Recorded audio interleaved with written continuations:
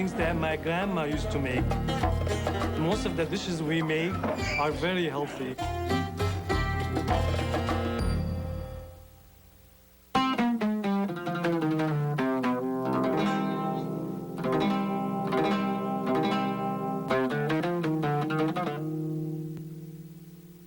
My name's Habib Bazi. I'm from Lebanon. Why I like to cook?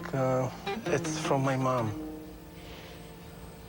I used to watch her and learn from her, and I enjoy it. My style of cooking is not only Lebanese food or Middle Eastern food. It's Mediterranean, and we do Italian food, Chinese food. You know, we love to learn everything and try everything. I remember back when I was a child looking at our bookshelves and seeing the book, The Prophet by Khalil Gibran. What I've realized recently, looking on the internet and everywhere, there are no prints available of Gibran's artwork, his paintings. I recently decided that I wanted to get this out to the public. I'd like to have these prints and posters available, so I've been working with the Telfair Museum in Georgia to produce some of the prints and posters of Gibran's work so they'll be available. There are many fine artists here in the Detroit area that a lot of people may not be aware are Arab American artists. I had the pleasure of meeting Dr. Hashim Tawil. I love how he brought the ancient Arabic world into the present. It's modern. His canvases even look like old walls and old buildings.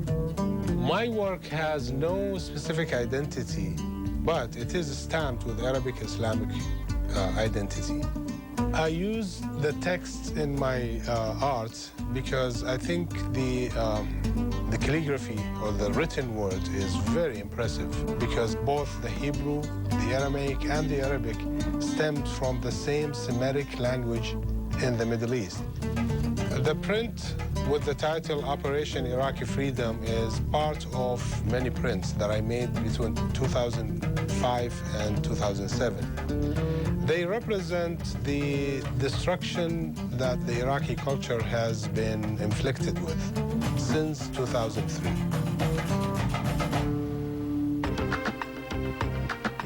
I think fashion is all about being different.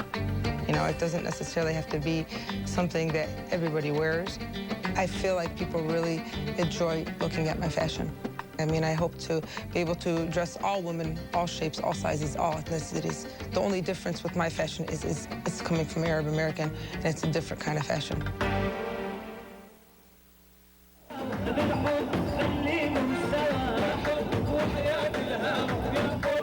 The typical Arabic wedding, they enter with the music and the dabke.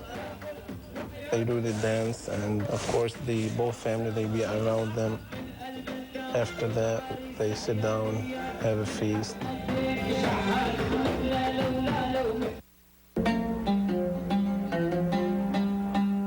We're standing in front of the artisan stand at the Dearborn Arab International Festival. This is an annual event that brings about 300,000 people to the Dearborn area every year.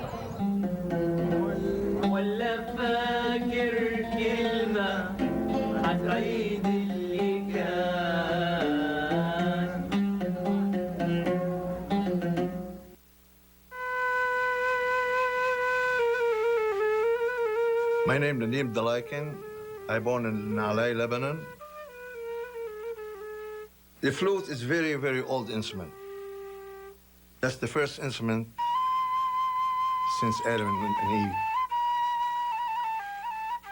Arabic music, they have about 11, 12 different flute. I am born in Lebanon, Beirut. My family all musician.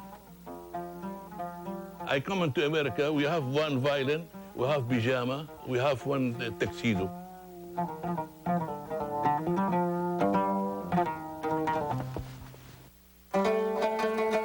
My name Johnny Sarway.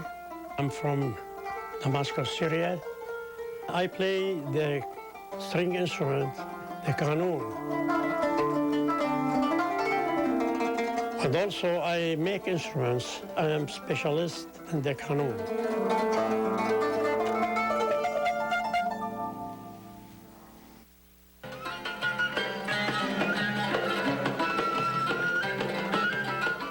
I usually dance the classical Egyptian. Sometimes I throw in a little Turkish in there. The classical Egyptian is more smaller moves, more graceful, whereas the Turkish is bigger moves. And then the Lebanese type of belly dancing is more the mixture of the two. We're doing the first annual Arab American Comedy Festival. You'll see a lot of Saturday Night Live type sketches. And there's a couple short films also that we produced. And it's about giving something back to the community. Laughter is universal. And that's kind of the only way we can really bring people together. We figure, hey, let's put people in the same room. Let's make fun of the stereotypes. At the end of the day, it really is about bringing people together.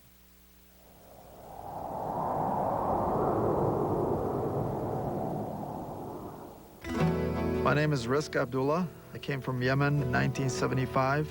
My father had 8 kids altogether, 2 daughters and 6 boys. His desire was to come here and work and help his family, not only back home, but help his family here in the United States have a better life. In the Detroit area, there's over 200,000 people that's from Yemen descent. The majority of them work at factories and restaurants. I've been in business for 15 years. And in my teenage years, I was pumping gas, and I kind of grew into the gas station business. When I first got into the business, things were a lot better than now. It's just too much competition, and the prices getting over $3 a gallon just hurt us as gas station owners. I love my business. It's a great opportunity to run your own business in the United States. During the month of Ramadan, we go back home to Yemen, and my mom and dad, they try to get there every year. Each time I go back to Yemen, I have a great feeling because that's where I was born. Yemen is a very mountainous country.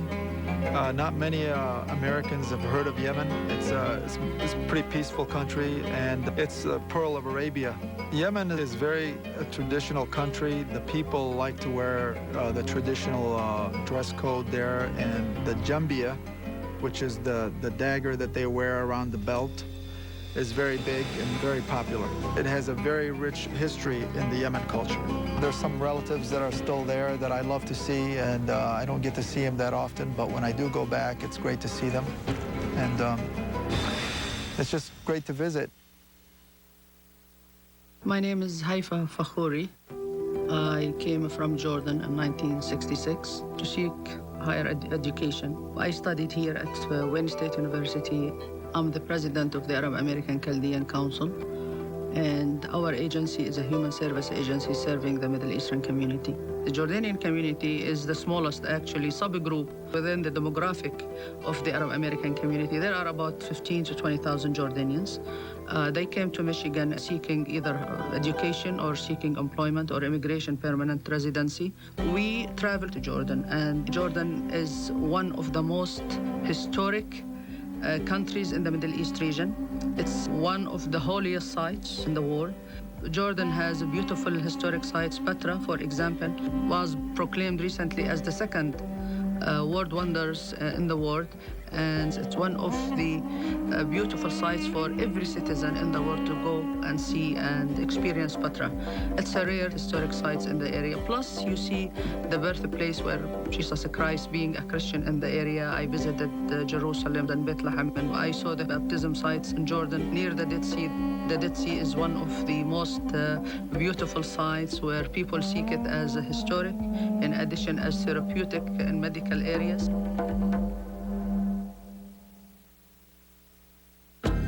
Lebanon is a coastal country north of Israel and Palestine with a very nice Mediterranean coast, but it also has an amazing landscape. You get the mountains, you get the sea, you get the plains, you get the valleys, you get the pine trees, cedars, and Beirut is smack in the middle of it. That's the capital. And anyone who's been in Beirut will think he is in a Middle Eastern version of New York.